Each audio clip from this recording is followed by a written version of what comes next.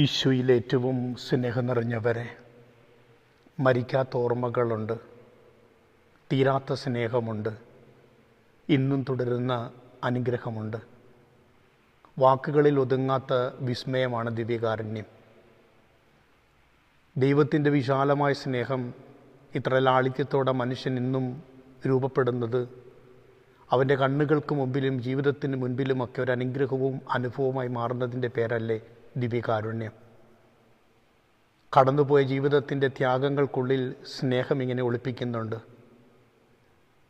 കഷ്ടപ്പാടുകൾക്കിടയിലൂടെ കടന്നു പോകുമ്പോഴും ആരും തിന്മകളിലേക്കും വേദനകളിലേക്കും വീണു പോകാതിരിക്കുവാൻ ഒരുവൻ ജീവിതം കൊടുത്തതിൻ്റെ സ്മരണയാണത്. ഒരു ചെറു ഓസ്തിയായി മാത്രം കണ്ടതിനെ നാം ഇങ്ങനെ കടന്നു പോകരുത്. ഈ ലോകത്തെ മുഴുവൻ ഉൾക്കൊള്ളുവാൻ പറ്റുന്ന സ്നേഹത്തിൻ്റെ പൂർത്തീകരണമാണ് ഓരോ ദിവ്യകാരുണ്യവും.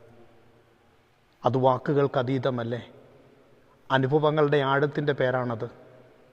എത്ര നന്ദി പറഞ്ഞാലും തീരാത്ത വലിയൊരു കടപ്പാടിൻ്റെ മുമ്പിലാണ് ഈ ദിവ്യകാരുണ്യം ഇങ്ങനെ നമ്മുടെ മുമ്പിലേക്ക് കടന്നു വരുന്നത്. മനുഷ്യനെ എന്തുമാത്രം ദൈവം സ്നേഹിക്കുന്നു എന്നുള്ളതിൻ്റെ ഏറ്റവും വലിയ അടയാളമല്ലേ ദിവ്യകാരുണ്യം. മുറിവേറ്റ് ജീവിതത്തിൻ്റെ നന്മകൾ നമുക്ക് പകർന്നു നൽകുവാൻ വിട്ടുകൊടുത്ത സ്നേഹത്തിൻ്റെ പേരാണ് ദിവ്യകാരുണ്യം.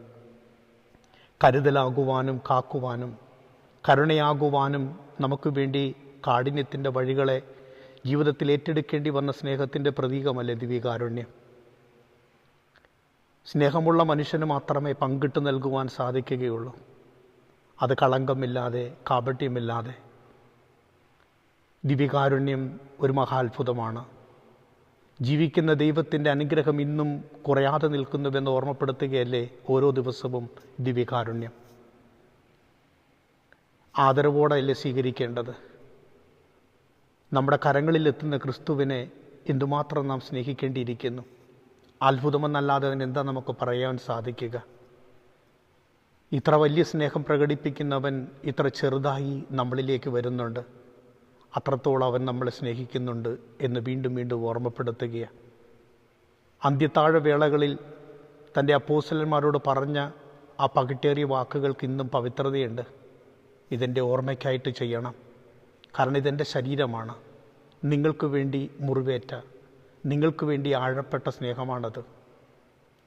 ഉദ്ധാനത്തിന് ശേഷം പോലും അപ്പോസ്തലന്മാർ കാണുമ്പോൾ തിരുമുറിവുകൾ മായ്ച്ചിട്ടുണ്ടാവുകയില്ല.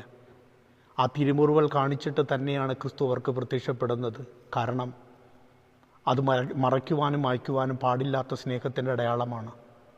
മനുഷ്യർക്ക് വേണ്ടി ഇത്രത്തോളം വേദനപ്പെട്ട, സങ്കടപ്പെട്ട, കഷ്ടതകളിലൂടെ കടന്നുപോയ, ആഴത്തിൽ മുറിവേറ്റവൻ്റെ സ്നേഹത്തിൻ്റെ ആഴം ഇന്നും അതിൽ തിരിച്ചറിയാൻ പറ്റുന്നുണ്ട്. ദിവ്യകാരുണ്യം നമ്മളെ സ്നേഹിച്ച ദൈവത്തിൻ്റെ സ്നേഹമാണ്. നമുക്ക് വേണ്ടി മുറിവേറ്റ ദൈവത്തിൻ്റെ സ്നേഹമാണ്. നമുക്ക് വേണ്ടി പാടുപീടകളിലൂടെ കടന്നുപോയവൻ്റെ പാതകളെ വീണ്ടും ഓർമ്മപ്പെടുത്തുകയാണ്. ദിവ്യകാരുണ്യം ഇന്ന് നാം പ്രിയപ്പെട്ടവരാണെന്നുള്ള ഓർമ്മപ്പെടുത്തല. ദിവ്യകാരുണ്യം ലോകത്തിൻ്റെ മഹാത്ഭുതമാണ്. ദിവ്യകാരുണ്യം ആത്മീയ ഔഷധമാണ്. ദിവ്യകാരുണ്യം എൻ്റെ ശരീരത്തിൻ്റെയും മനസ്സിൻ്റെയും പോഷണമാണ്. ദിവ്യകാരുണ്യം എന്നെ വളർത്തുന്ന, എന്നെ താങ്ങുന്ന, തളരാതെ സംരക്ഷിക്കുന്ന അത്ഭുതമാണ്. എത്ര പവിത്രമായ സ്നേഹത്തിൻ്റെ മുമ്പിലായിരിക്കണം നാം ഇങ്ങനെ ശിരസ് നമിക്കേണ്ടത്, കുമ്പിട്ട് നിൽക്കേണ്ടത്. ഓർമ്മകളിൽ വീണ്ടും വീണ്ടും ഇങ്ങനെ നിറഞ്ഞു നിൽക്കുകയാണ്. എന്തൊരു ഭാഗ്യമാണ്. എൻ്റെ കർത്താവ് എന്നും എൻ്റെ അൾത്താരകളിൽ വരുന്നു, ആരാധനയിലൂടെ എന്നെ സമീപിക്കുന്നു. എഴുന്നള്ളുന്നിടങ്ങളിലൊക്കെ തന്നെ ആ കാരുണ്യം ഇപ്പോഴും തീരാതെ നിൽക്കുന്നുണ്ട്. വാക്കുകൾക്കതീതമായ സ്നേഹത്തിൻ്റെ മുൻപിൽ കരുണയുടെ കടലാണത്, സ്നേഹത്തിൻ്റെ നിറവാണത്, പവിത്രമായൊരത്ഭുതമാണത്. ആ പദതാരിൽ നമുക്കും പ്രണമിക്കാം.